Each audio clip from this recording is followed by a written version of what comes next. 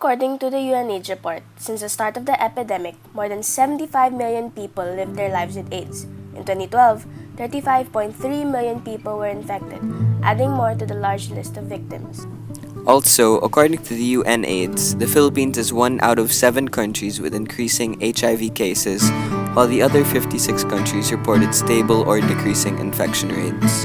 According to the statistics by the World Health Organization, about 3.3 billion people, more or less half the world's population, are at risk of malaria. In 2010, there were 219 million malaria cases and an estimate of 660,000 malaria deaths. Also, according to WHO, statistics show that over 12 million Filipinos, 13% of the population, are at risk of malaria causing death.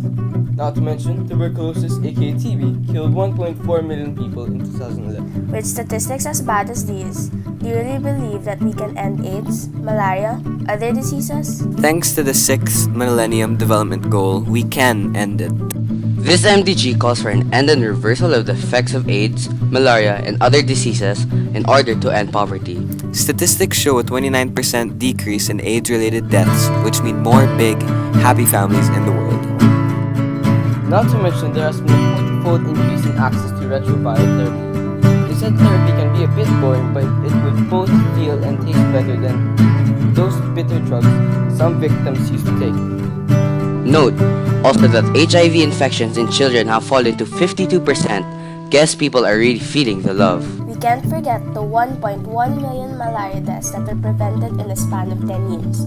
Kids who used to do nothing but stay at home or the hospital can smell and feel the fresh air outside. In 9 months, it will be 2015. The year we end AIDS.